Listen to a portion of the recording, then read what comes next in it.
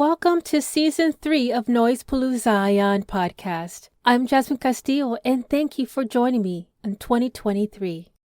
Today's guest is a guest from the past. Sandhya Jha is an anti-oppression consultant who particularly loves helping organizations get diversity, inclusion teams off the ground. An ordained pastor with a master's in public policy. We talk about how connecting with our ancestors, even the crummy ones, can equip us for the work of dismantling white supremacy. And their brand new book, Rebels, Despots, and Saints. Please give a warm welcome to ever blessed Sandhya Jha. My name is Sandhya Jha. I use they, them pronouns. I am an anti-oppression consultant with an organization called Without Fear Consulting. I'm also the former founder and director of the Oakland Peace Center, and I am an ordained pastor in the Christian Church Disciples of Christ. I'm so glad you reached out to me. You're literally the first person who's reached out to me since this year. Aww. And I'm so glad because it's that was something I talked about in previous interviews with others, saying if you ever have like updates, I want to hear it, I want to share it. I love that. So I'm glad that you were able to share me this. This is lovely. I love it. So things are going well for you so far. So good. You got a book and everything. It's absolutely true. It's my fifth book, but this is the one that I'm the most excited about. And I didn't see a lot of connections between them, but a colleague of mine was like, no, they're all part of an arc, right? My first book was Room at the Table, which is the history of people of color in my denomination, because I'm involved in the church, and the church that I'm a part of, all of the history books were written as if only white people were a part of our history, when, it was founded in Kentucky in the 1800s. That means there were Black people at the very first revivals that started that tradition, right? Of course. So Black and Asian and Indigenous and Latinx people have been a part of the history of that church since its inception, but their stories didn't get lifted up. So that was my first book. And my second book was written during the Obama administration, when a lot of people were talking about, post-racial America. And pre-post-racial America was the book that I wrote that was pointing out the ways in which we ignore race at our own peril, and that we need to know each other's stories across the diversity of races and cultures in order to create the justice that we need in the world. The third one was Transforming Communities, which was kind of the case studies of groups of people who recognized what was wrong in their communities and set about to fix it, rather than like big, nonprofits or governments solving the problems. Communities coming together to address those issues. And my fourth book was a devotional, and it was written specifically for people of color, for queer folks, for activists, because most of the religious devotionals that are out there don't pay a lot of attention to us and don't pay a lot of attention to issues of justice. So I didn't see those things as connecting, but one of my friends was like, you named who was left out of the story. You gave us tools to engage each other across our diversity. You helped us recognize the ways that we could affect change in our communities. You gave us the spiritual support that we needed so we didn't burn out. And now you're helping connect us with our ancestors so that we have the groundedness and the support to keep the work going in the long term. So that's the new book, is Rebels, Despots, and Saints: the ancestors who free us and the ancestors we need to free.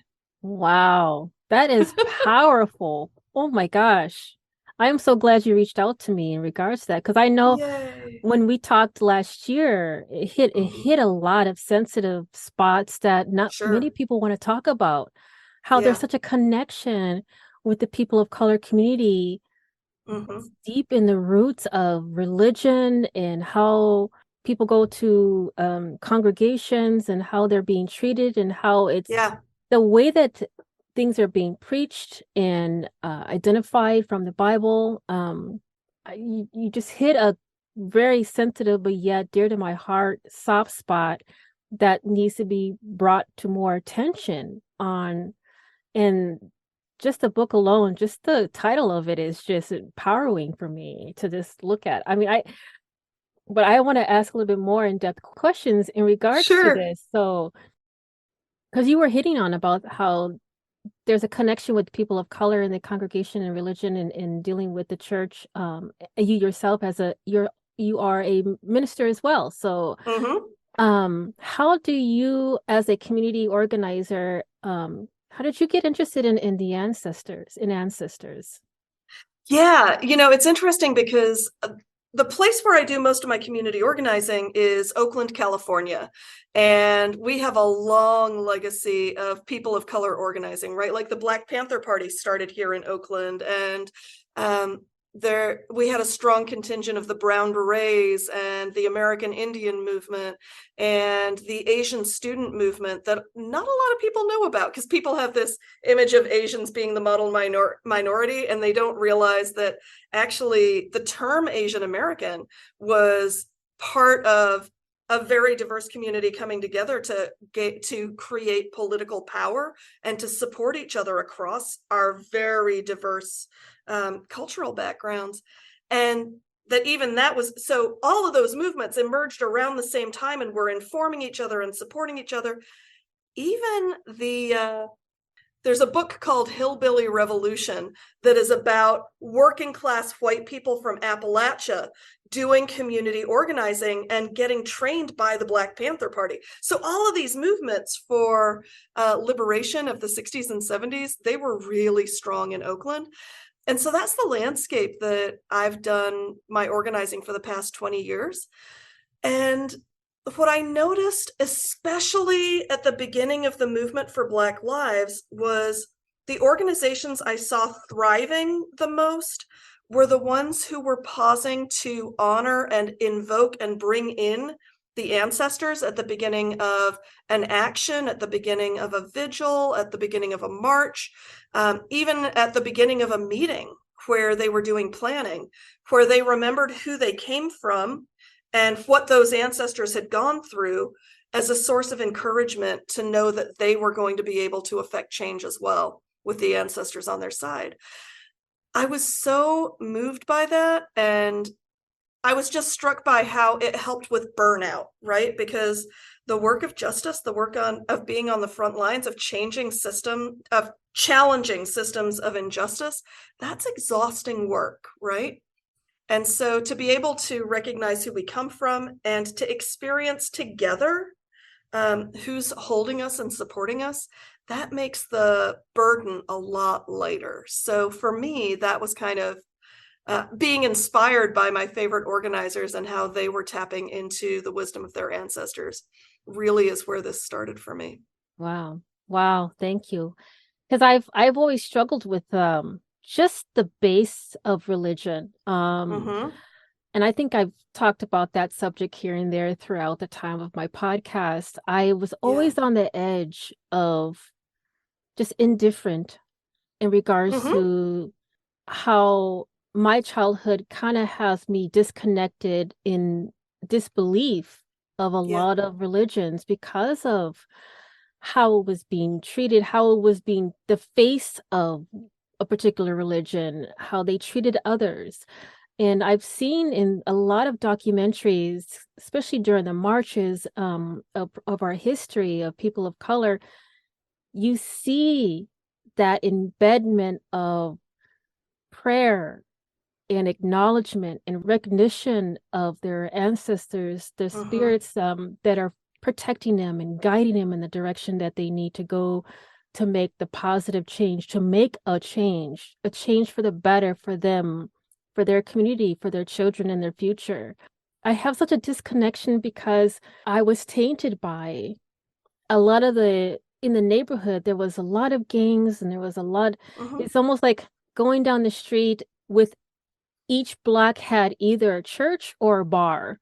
Sure. And so just the types of groups of people that would go from one place to the other, you see them go to church on Sunday and they go into the bar right after, or vice versa. They're coming up from Yep. a hangover. So I saw the different types of personalities, the different types of people involved, the face of religion, that Yeah. I questioned my own belief. I was Mhm. treated by people in a very Mhm. unreligious like behavior that made me doubt the higher power a lot, because they always said, they would spew out verses and Bible Mhm. chapters or any other things like that while they're doing something that was completely hypocritical in a sense, based Mhm. on the teachings that they're trying to tell me.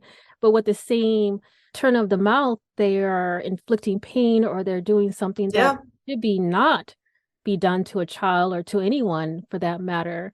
So your books even hit on the subjects as well. Sure. How do you redirect somebody who is kind of off, who's veered off the path because of such a bad taste, bad childhood memories? I have almost like Mhm. post-traumatic in a sense, because of the Yeah. types of fear that was inflicted upon me from someone who was supposed to be walking in the path of God or Yep. whatever religion. So how do you have you ever dealt with some people who have that type of situation happen to them? Mhm. And what are the Oh, steps that, absolutely. what were the kinds of discussions that you had with someone who's kind of rethinking their path, trying to redirect their journey into a healthier journey towards Mhm. faith, or towards believing in themselves and a higher power of a Mhm. religion? Yeah, well, and it's interesting because as you were talking, I was thinking about two of my favorite songs.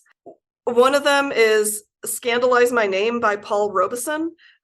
He was a radical revolutionary Black actor and musician and just, yeah, a brilliant force for justice back in the 40s and 50s. And he had this song called Scandalize My Name. And the last verse is, I met my preacher the other day. I gave to him my right hand, but as soon as ever my back was turned, he scandalized my name. Do you call that religion? No, no. And I love that because Paul Robeson really chose communism as his religion, because his experience of the church was it was hypocritical, it didn't help people, it perpetuated the oppression of his people. Here in Oakland, there's a band called The Coup. Boots Riley is the lead singer of it. It's a hip hop group, and they have a song called Heaven Tonight. And the chorus is, "Preacher man wants to save my soul. Don't nobody want to save my life. Honey, we done lost control. Let's make heaven tonight." And the whole point of the song is religion keeps trying to say, put up with your current conditions, things will get better in the future. And because they are also a pretty radical, I would say socialist, Black power kind of group, their whole point is actually we need to focus on liberation right here and now, right? And I think I don't have a huge stake in convincing people to come back to religion. I think for me, I found a lot of people who want to have a spiritual connection. They just want to make sure it's not within an institution that is hypocritical and harmful. And to me, the best thing about religion is a community of people who support each other, show up for each other, are trying to create a better world. In fact, my understanding of Jesus' teaching isn't he was saying, wait until you die to get heaven. He was actually saying, let's build it here on earth. Even in, the Lord's Prayer, it says, thy kingdom come, thy will be done on earth as it is in heaven. The idea is like, we need to create that better world here and now with each other. That's how we experience heaven. So mostly I'm just sympathetic to people who have experienced harm, because people keep getting religion wrong, because human beings are completely, consistently capable of causing harm, right? Some people joke that religion is a mess because people are involved in it, right? And people manage to mess up pretty much everything. So I think in some ways, this is why the work around ancestors mattered so much to me, because it allows us to build a community of support that helps us realize we're connected to something bigger than ourselves, that helps us show up for each other well and to feel personally fortified. Even when the people around us are screwing things up, we have folks from the before times who can have our backs. And so for me, it's a different way of engaging spirituality and engaging something bigger than ourselves. That's not to say I discourage people from being involved in religion. I'm an ordained pastor. I'm really involved in spiritual communities. My family in India are practicing Hindus and are really involved in their faith. I think there are beautiful things that can come out of religion, but not all religious communities are created the same. And I think it's really important to find spaces where our full humanity is honored and where people are practicing showing up for each other well in the midst of hard times. To me, that's the best version of religion. Yeah, I completely agree. One of the things that I think I've even mentioned, and it was just like a joke, I said, I created my own religion. I created my own internal like synagogue or church like feeling in myself, and I called it Jazzism because that's me. I found who I am. I know what is considered right and wrong, just in ethics, love, love, love. Even if they are putting you down, still love them, but love them from a distance. There's so many things that you can do. You can still love, but you can love closely, spiritually. You can support them from a distance. I mean, we have friends 1,000 miles away, but we still show support. We still show love through email.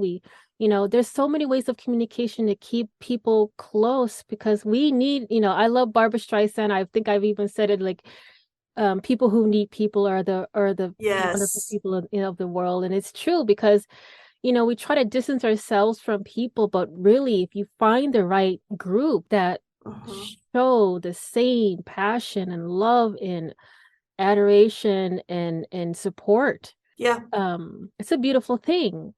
Unfortunately, it's very hard to find because everybody's in the me, myself, and I era. Back to the ancestors because based on this DNA reveal, I'm definitely going to get in contact and closer to my ancestors, hope, whichever one. So, why do ancestors matter to people of color when there are so many present issues to deal with? And that was just one of my scenarios. I mean, I'm struggling with just to have that connection. I know that there is a higher power. It's interesting because I do think DNA is such a powerful resource for us. I have a friend who now has a half sister that she didn't know about because her mother had put a child up for adoption when she was a teenager and then went on to have kind of like the traditional family life. She was ashamed of that and never told her children. And so it was sheerly because one of my friend's cousins did a DNA test that he learned he had a cousin that he didn't know about and reached out to my friend to be like, hey, I'm pretty sure this is your half sister. And so she's got a whole new arm of the family, and her half sister now knows some of like the stories of the people that she comes from. And that's a huge gift. And, it's why that show Finding Your Roots with Henry Louis Gates is such a big hit because it's amazing the stuff we can learn about. And it also has its limitations because DNA testing can tell us biologically what our, racial background is. But there's a difference between that and being shaped by a culture. In some ways, our ancestors are about how our family systems functioned with each other. They're about the rituals that we engaged in. They're about how we prioritized hospitality or our connections to the land. And those aren't necessarily things that show up in a DNA test. And that's why, to me, biological ancestors matter, and biological ancestors are very complicated. And also, we have ancestors who aren't necessarily tied to us by DNA, but are tied to us by the spirit. And so, when I talk about Paul Robeson, I have no African-American heritage biologically. I have no right to claim that culture at all. And because the work of Paul Robeson has spoken so much to me, I organize differently. I do community organizing more empathically. I do it with greater awareness of the economic barriers that Black people face and the ways in which our current economic system was designed to hurt poor people. And so I think of him as a movement ancestor. I don't get to claim him culturally, I don't get to claim him biologically, but because I've spent so much time listening to his wisdom and learning about his story, it has shaped who I am. And he's somebody that I can turn to when I'm stuck, when I'm struggling, when I'm overwhelmed. And so I think of him as a movement ancestor. And I think we can have cultural ancestors who aren't biologically related. For me, Mahatma Gandhi or Robert the Bruce, because I'm Indian and Scottish. Those are cultural ancestors who I can learn from and claim. And also spiritual ancestors. For me, there are people in the Bible and there are people in the Hindu texts who have lessons to teach me because they come from spiritual traditions that shape me, and they've gone through hard times and have wisdom to offer. They've experienced enslavement, they've experienced displacement, they've been refugees, they've been treated badly because they were women or because they were trans or because they were from a minority religion. All of those folks have a lot to teach me about how to show up in the world today. And some of those folks are, Middle Eastern from thousands of years ago. We have no blood ties and we don't actually have cultural ties, but they still have a lot to teach me. Yeah, absolutely. I'm so glad that you have an open mind in regards to that because, of course, people are going to say that you have this woke mentality. It has not, to me, I know I hate throwing that word around, but if there's another word to use, please tell me. But I've always felt like I see my surroundings in reality, in actual color, not just black and white, but all vibrant colors as I get older, more mature, and more knowledge and understanding. That even though culturally I can't claim a particular thing, I feel in some way spiritually we are all connected. That needs to be addressed more. So why would you encourage white people to explore their ancestors as well? As a whole, we should also hit on that subject as well. And it's interesting because I feel like I've been having conversations on this subject for like 5 years as I've been getting this book ready. And I feel like for people of color, there are specific questions when they hear I'm working on a book about ancestors.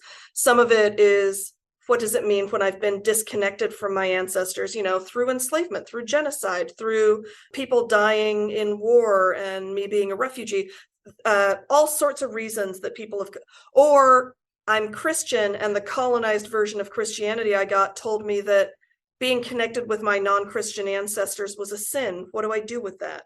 So people of color have very specific questions around ancestors.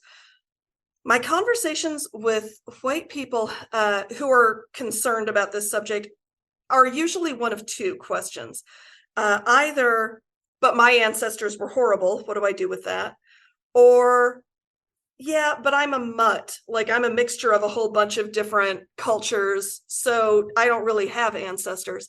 So both of those questions are important. That second question really points to the ways in which the way whiteness has been constructed in this country means the cost of admission is giving up your ancestors.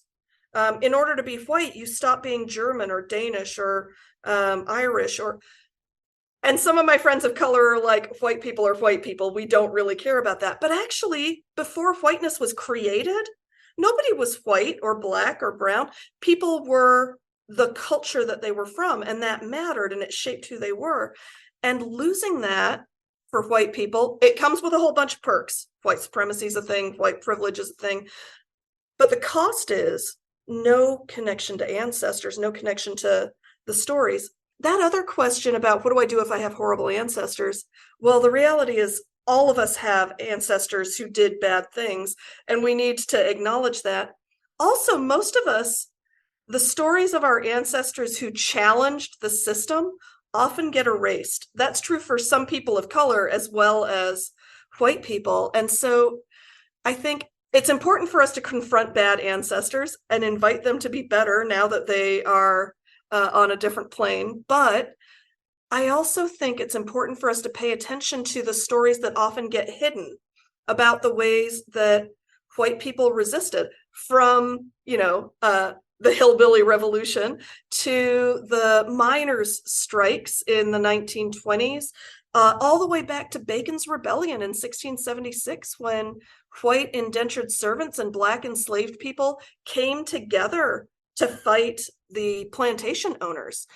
And that's part of why white supremacy culture was created, because the people with all the real wealth said, oh, we don't want poor white folks and poor Black folks getting together and seeing themselves as aligned. So when we tap into those stories, it helps white folks realize they actually have more in common with people of color than with the 1%. And it reminds them that they come from people who resisted oppression, which is a story that white supremacy tries to take away from white people.